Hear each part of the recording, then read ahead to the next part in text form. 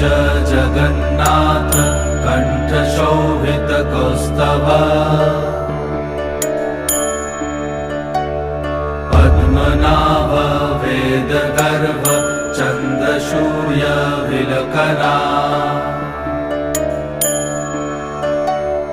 जगन्नाथ लोकनाथ नीलाद्रीश परहरि दीनबन्धुर्दया सिन्धु कृपालु जनरक्षका कम्बुपाणि चक्रपाणि पद्मनाभ नरोत्तम जगत्तं पालको व्यापी सर्वव्यापी सुरेश्वर